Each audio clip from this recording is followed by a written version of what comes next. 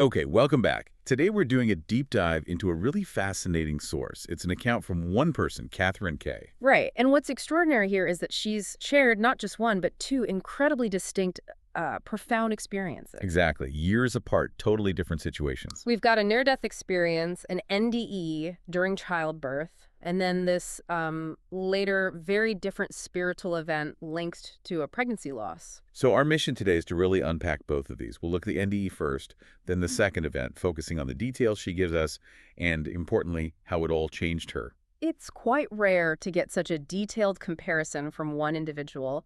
It lets us look at how consciousness might respond under, well, very different kinds of stress. One physical, one maybe more psychospiritual. Let's jump into that first one then. The C-section NDE. She was young, only 24. Yeah, setting the scene, operating room, C-section, and then bang, crisis hits. She talks about this sensation of detachment, like suddenly floating. That's a classic NDE marker, isn't it? Floating, often upwards. And the first reaction is often confusion, even panic. She specifically mentioned not being able to breathe. Right, and that crucial realization, I couldn't understand how he could be alive while not breathing. That's the core paradox right there. Exactly. Mind separate from body, seemingly. Then her perception changes dramatically, rotating, moving up. And this detail about her sight, she called it amazing. Said she could very clearly see through walls. See through walls, okay. So she's observing the scene below, her body, the doctors. Yes, she describes watching them try to resuscitate her, which leads us to the really critical part for, people studying this stuff. Veridical perception, meaning she saw things she couldn't possibly have seen normally, things that were later confirmed. Precisely. This is what researchers look for. Is it just a subjective feeling, or is there objective data being gathered from that out-of-body perspective? And how does she get back? It seems like it was thought-based. It does. She couldn't speak physically, right? So she communicated mentally. This intense thought, God, I cannot die before I see my baby. Wow. And she says immediately after that thought, she felt herself slam back into her body, just instantly back. Okay, but she's still under anesthesia, can't move, can't see in the normal way. How does she prove what she saw? This is the kicker. This is the detail. Even though she couldn't move much or see, she reached out specifically for the male doctor who had been on her left. The one she saw from above. The very one she claims she observed while out of body. That's a specific testable claim based on knowledge gained during the experience. And what was the doctor's reaction? He confirmed the danger she'd been in. He took her hands and said, I am here, will not leave you alone. So, validation from the medical side, in a way. And the room. Apparently there was this huge relief, people shouting, she's back, she's back. It confirms how serious the situation must have looked from their perspective. It sounds incredibly intense, and the aftermath for her. We shouldn't gloss over that. It wasn't all light and peace immediately afterwards. She was terrified, so much so that she needed a nurse with her constantly for like 4 or 5 days. That's understandable. It's a massive trauma, even if there are transcendent elements. Especially 24. Absolutely. It highlights the psychological integration needed after such a boundary-breaking event. It's not just a story. It's something the person has to live with and make sense of. Okay, so that's the NDE. Powerful stuff, especially the confirmation detail. But then, years later, something completely different happens. Right. New context, new event. She's pregnant again later in life. But it's a complicated pregnancy. She was on bed rest and mentions the doctor had noted very high hormone levels earlier, so maybe a state of physical and emotional vulnerability already. And this event starts physically, too. Yes, one morning around 7:30, she begins shaking, becomes paralyzed, can't move at all, and she mentions her stomach was really shaking. Paralysis, shaking. How long did this last? The paralysis apparently went on for a couple of hours. Then, around 10 a.m., something shifts dramatically. It's not just internal feelings anymore. What happened? She sees something.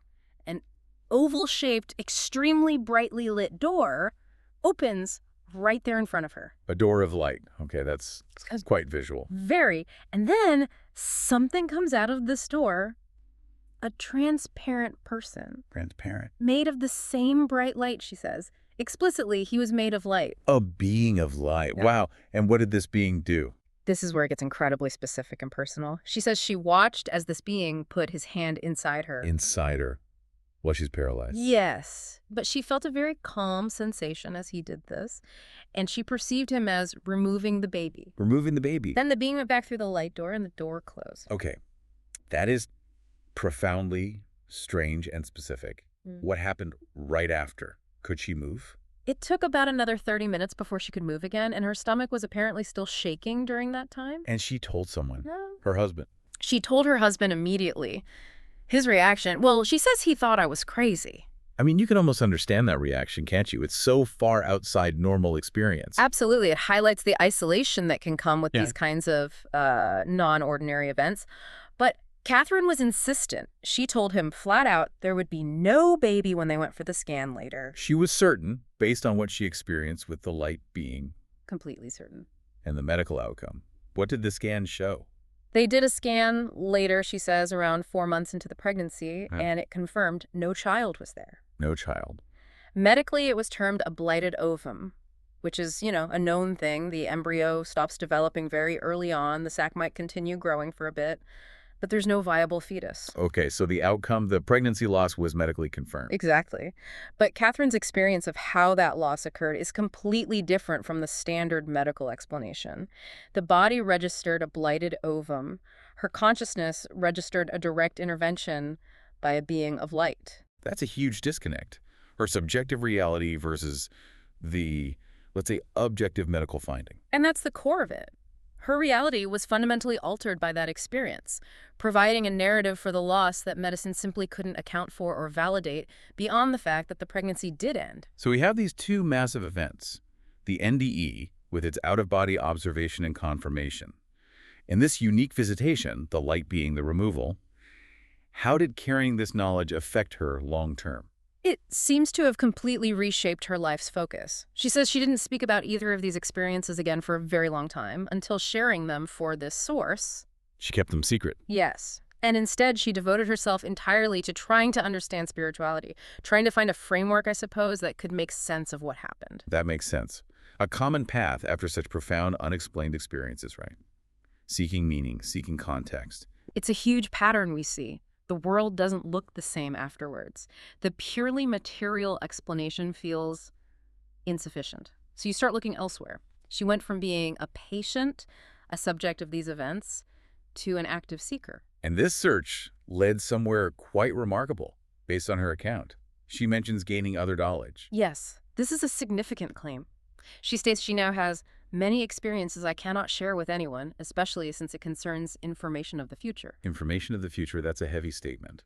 What do we think that means in this context? Not like predicting lottery numbers, presumably. Probably not, no. Often when experiencers talk about future knowledge, it's more about a changed understanding of time, or maybe premonitions, or a sense of guidance about upcoming events or decisions.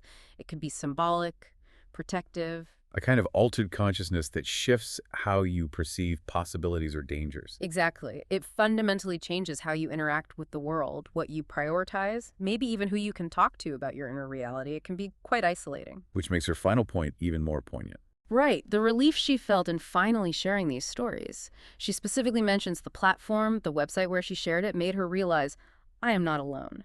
After decades of holding on to these incredibly intense, potentially unbelievable experiences, finding that connection, that validation, Must have been huge. immense.